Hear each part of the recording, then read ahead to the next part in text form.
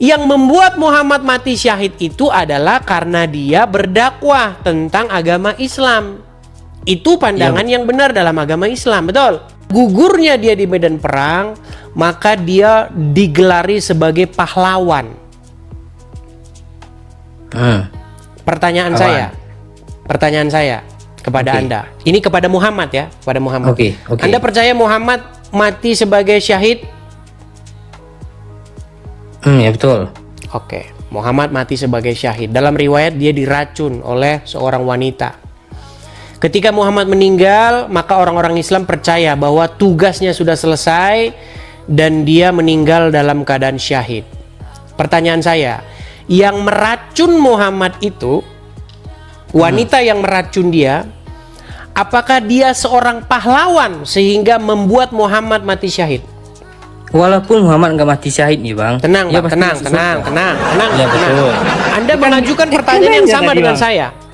Ya, ketika Yudas dibisiki oleh setan supaya Yudas menjual Yesus, Tuhannya, dan kemudian akibat itu terjadi penyaliban, apakah Yudas atau iblis adalah pahlawan? Saya bilang tidak. Nah, saya akan membuat pertanyaan yang sama dengan Anda. Ya, perhatikan pertanyaan saya. Ya. Ketika Muhammad mati syahid, sudah? Ya. Apakah orang yang membuat Muhammad mati syahid itu adalah pahlawan? Enggak. Sama jawaban saya begitu, Bang. Ketika iblis merasuki Yudas untuk menjual Yesus, apakah Yudas di situ pahlawan? Apakah iblis itu pahlawan? Tidak. Kan dia ngebantu supaya dosa Bang Edis ya, seluruh orang Kristen. Tidak, dia tidak membantu. Dosanya. Dia tidak membantu. Nah terus? Oke, sekarang saya tanya. Muhammad mati syahid kan? Iya betul. Siapa yang meracun Muhammad? Siapa namanya? Lupa. Iya, seorang wanita Yahudi. Iya betul. Dia kan membantu Muhammad supaya Muhammad mati syahid. Kalaupun nggak dibantu Muhammad mati syahid nih bang, Muhammad sebentar. Rasul. Siapa yang membuat Muhammad mati syahid? Iya, perempuan Yahudi. Oke, berarti dia membantu nggak Muhammad supaya Muhammad mati syahid? Enggak. Ya logika Anda juga begitu. Kenapa Anda paksa saya supaya saya mengakui bahwa iblis membantu saya? Kan dia bantu supaya dosa Bang Edis ditebus. Oke, berarti Muhammad membantu, berarti perempuan Yahudi yang meracun Muhammad membantu Muhammad biar syahid. Walaupun nggak syahid dia bang, dia tetap masuk surga. Kalau enggak, Islam kita nggak ya. bicara itu. Jangan yang lain dulu kita bicara. Iya, ini kita bicara gini. Saya ingin supaya pikiran Anda itu, yang Anda kenakan kepada saya itu, saya balikkan kepada Anda. Anda kan memaksa saya untuk mengatakan bahwa iblis berjasa, betul? Iblis berjasa dalam penyaliban Yesus, begitu? Iya betul. Oke, berarti menurut saya pikiran Anda itu harus dibalikkan kepada Anda. Berarti perempuan Yahudi yang meracun Muhammad berjasa membuat Muhammad mati syahid. Kenapa berjasa dia bang? Itulah kenapa Anda paksa saya. Gini. Ini bagaimana ini orang ini? Sulit. Pelan-pelan ya bang. Kan iblis bisikin Yudas ya? Betul.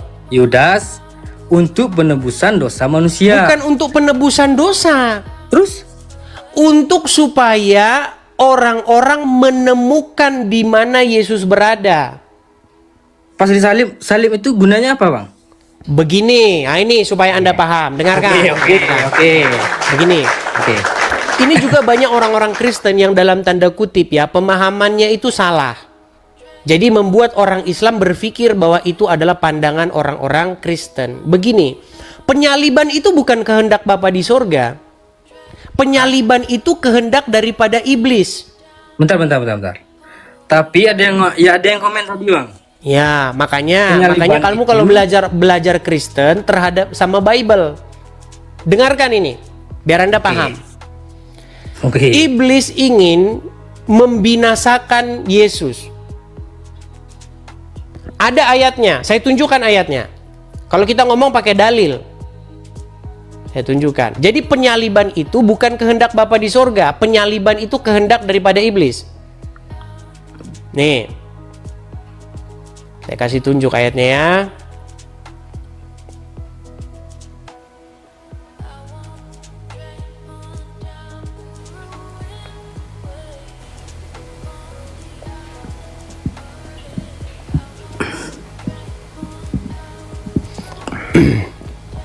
Saya tunjukkan di dalam 1 Korintus 2 ayat yang ke-8 ya Bang ya. Nih, saya balikkan kamera saya sebentar. Perhatikan. 1 Korintus 2 ayat yang ke-8. Sabar, masih blur ya Bang ya, sabar Bang ya. Ini. Tidak ada dari penguasa dunia ini yang mengenalnya. Sebab kalau sekiranya mereka mengenalnya, mereka tidak menyalibkan Tuhan yang mulia. Kalau dalam terjemahan-terjemahan yang lain kita lihat ya, contoh misalnya terjemahan sederhana Indonesia nih. Nih. Sebelumnya para penguasa dan raja-raja dunia ini tidak pernah mengerti ilmu tersebut. Andai mereka mengerti, tentu mereka tidak akan menyalibkan Yesus Tuhan kita yang mulia. Jadi, penyaliban itu adalah kehendak daripada iblis. Lalu kenapa sekarang penyaliban itu justru sebaliknya malah mendatangkan keselamatan? Jadi begini Bang, kehendak Bapa di surga itu supaya Yesus menghadapi penyaliban itu. Oke. Jadi kehendak Bapa di surga supaya Yesus tidak lari dari penyaliban itu, tetapi dihadapi penyaliban itu. Bapa di surga ingin supaya Yesus taat sampai mati. Apapun resikonya, sekalipun itu hukuman mati, sekalipun itu penyaliban, Bapa di surga ingin Yesus hadapi itu. Minum cawan itu. Nah, ketika Yesus taat sampai mati, ketika Yesus disalibkan dan taat, tidak lari dari penyaliban seperti pengecut, maka salib yang tadinya merupakan sebuah lambang penghukuman hati itu dibalik menjadi sebaliknya, menjadi berkat. Jadi justru ketaatan Yesus itu mendatangkan keselamatan. Contohnya begini, saya kasih contoh. Ketika Anda seorang prajurit yang sejati, Anda disuruh perang ke medan perang. Pasti jenderal Anda, pemimpin Anda mau berperang itu sampai titik darah penghabisan. Anda tidak lari dari medan perang itu. Tetapi apakah jenderal Anda ingin supaya Anda mati? Tentu tidak. Tetapi kalaupun Anda mati, jenderal Anda itu tidak ingin Anda lari dari situ. Paham nggak maksud saya? Oke, paham. Nah, ketika misalnya Anda gugur di medan perang, pastilah jenderal Anda itu akan menganugerahkan kepada Anda sebuah reward, sebuah hadiah. Yaitu apa? Ya, kemenangan, bahwa Anda itu dianggap sebagai pahlawan. Nah, seperti itu. Ini bahasa-bahasa yang supaya Anda mengerti ya. Jadi, keinginan Bapa di surga adalah supaya Yesus menghadapi itu, menghadapi salib itu. Berarti Nah, keinginan ketika Bapak Yesus di taat surga sampai mati menghadapi salib itu, Bapa di surga memberikan kepadanya segala yang di langit dan yang di bumi. Makanya ketika Yesus bangkit dikatakan segala kuasa dan di surga dan di bumi telah diberikan kepadaku. Karena apa? Karena dia taat sampai mati. Gini bang. Silakan. Tadi kan memberikan bumi dan langit ya sama Bapak Enggak, di jangan surga. ke situ dulu. Fokus kita adalah apakah iblis itu pahlawan dalam penyaliban. Jangan lari kemana-mana. Ikan mau tanya yang baru ini bang. Jangan kita lompat ke tema yang lain. Bahasan kita dari tadi adalah Apakah ketika iblis merasuki Yudas supaya Yesus disalib, mereka adalah pahlawan? Nah, betul. Saya sudah jawab tadi, tidak. Yang pahlawan itu adalah Yesus yang taat, berani menghadapi penyaliban itu. Makanya keinginan Bapa di surga supaya Yesus minum konsekuensi itu, cawan itu. Sekalipun disalibkan, hadapi. Itu keinginan Bapa di surga. Sedangkan penyaliban itu keinginan daripada setan. Keinginan daripada setan itu untuk membinasakan Yesus. Keinginan Bapa adalah supaya Yesus menghadapi setan itu walaupun mati.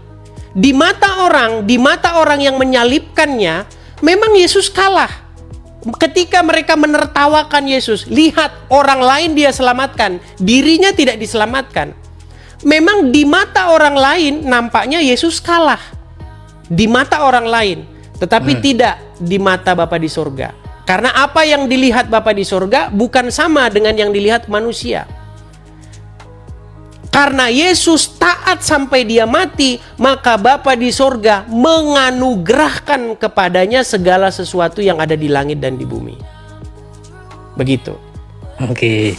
Jadi karena Yesus sudah melakukan untuk kami, jadi sebenarnya apa sih keinginan Bapa di surga kepada umat manusia? Supaya manusia itu taat sampai mati kepada Dia.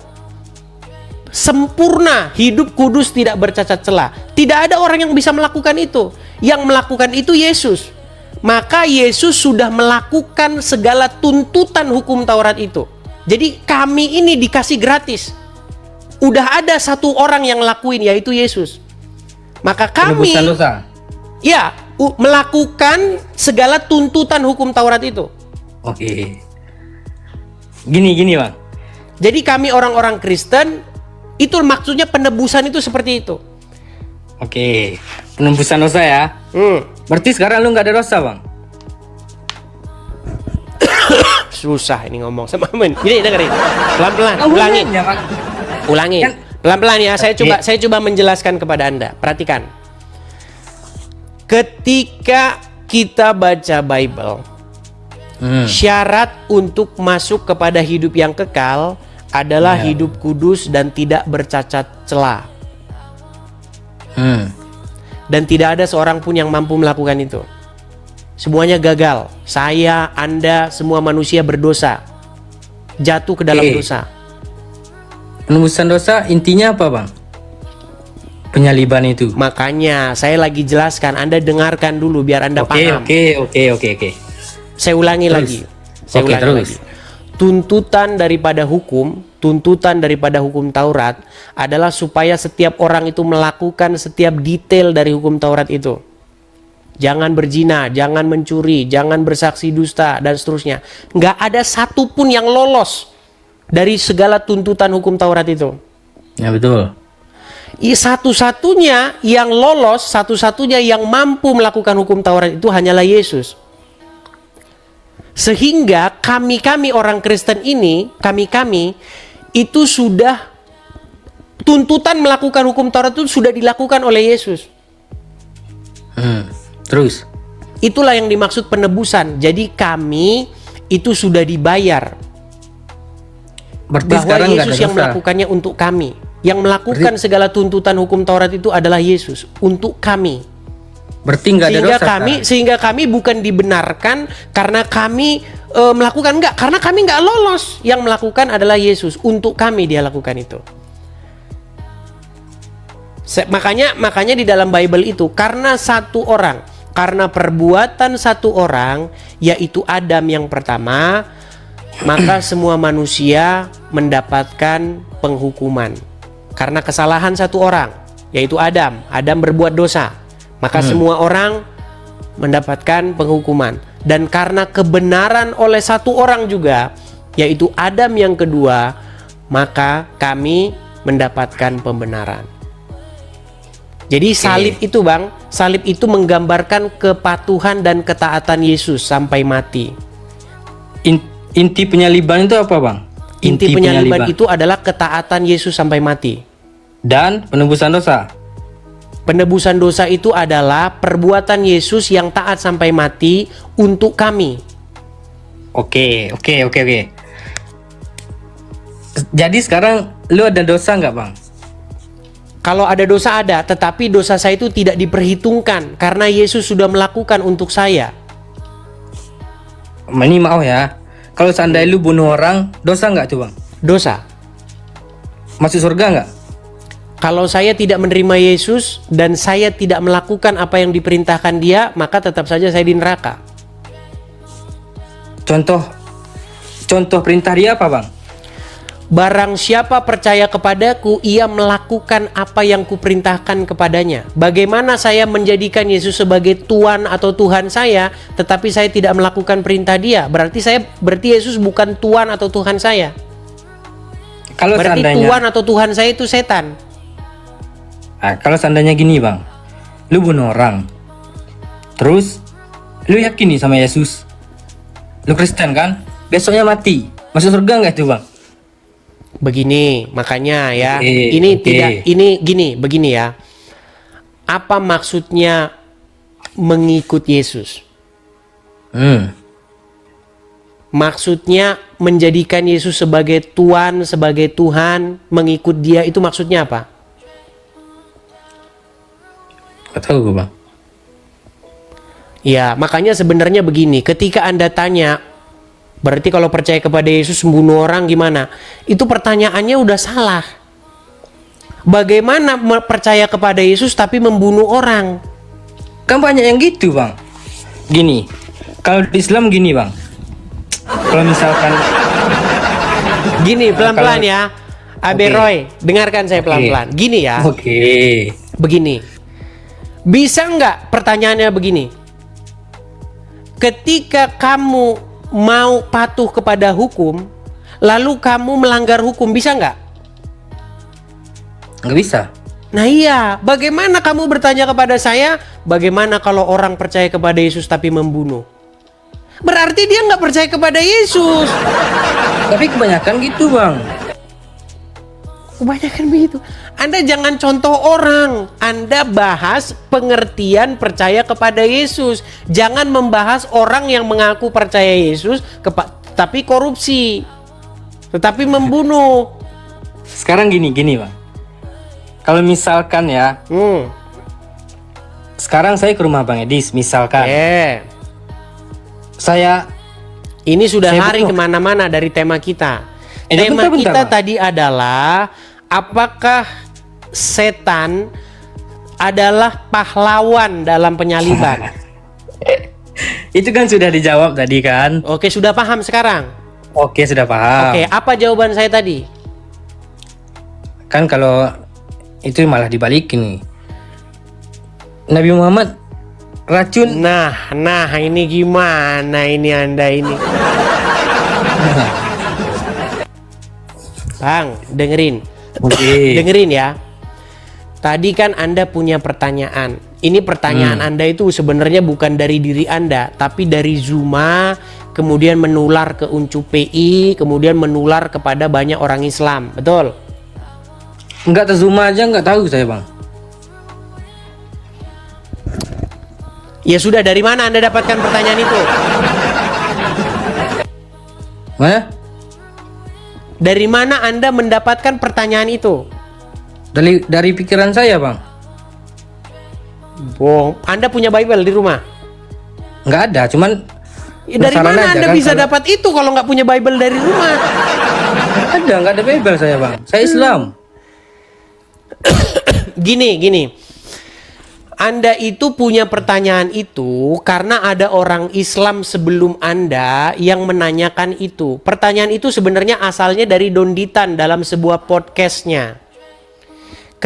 Jika dia punya podcast dengan seorang perempuan Kristen, entah mereka janjian atau bagaimana, dalam podcast itu Don Ditan nanya, kalau seandainya kamu ada di peristiwa penyaliban itu, apakah kamu akan membantu Yesus untuk menyalibkan atau membantu orang-orang menyalibkan dia?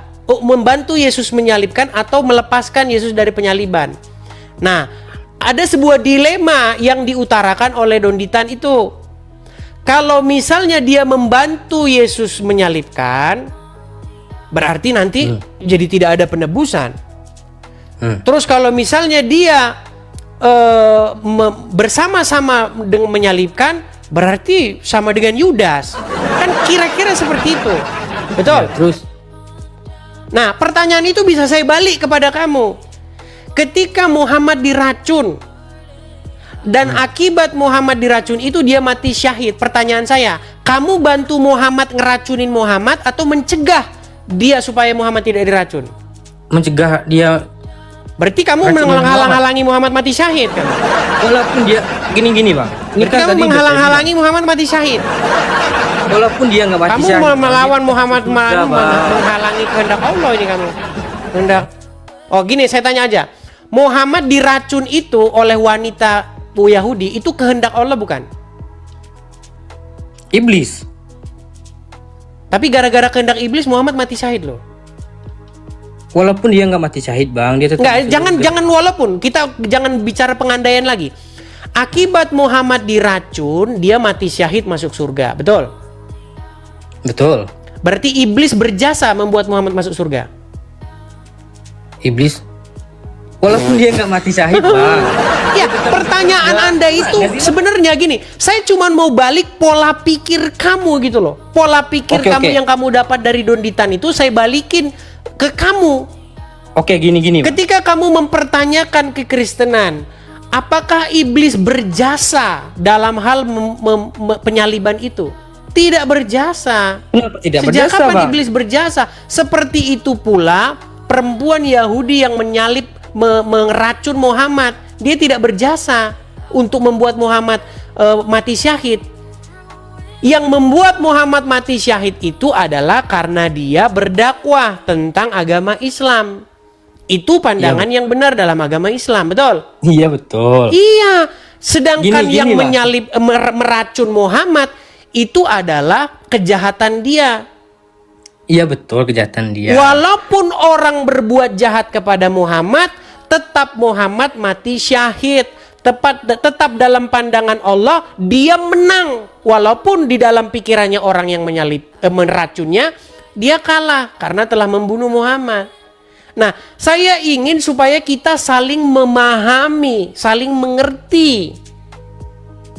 Makanya saya bilang kalau ada Muslim bahas Kristen, saya mau coba putar balik pikiran dia itu, ngantam ke dia. Bisa nggak kira-kira dia? Gitu Oke loh. gini bang. Dalam kematian Nabi Muhammad, dia nggak nembus dosa kami bang. Sementara Yesus yang disalib itu Oke, untuk menembus ada nggak dosa istilah abang gitu, Bang. wasilah dalam agama kalian? Anda tahu wasilah nggak? Enggak. Ketika ada seorang Muslim di dalam pengadilan Allah, ditimbang dosanya sama, Ya betul. pahala dan dosanya sama. Ini saya masih SMP. Guru agama saya itu saya masih ingat namanya Pak Adnan. Ya terus. Ya, saya SMP, saya duduk di situ. Saya Kristen sendirian. Teman-teman saya Muslim semua. Teman-teman saya itu nanya, "Pak, bagaimana kalau pahala dan amalnya sama? Pahala dan kejahatannya sama?" Itulah yang disebut dengan wasilah. Jadi Muhammad membenarkan orang tersebut atau syafaat dari Muhammad atau Allah memandang Muhammad.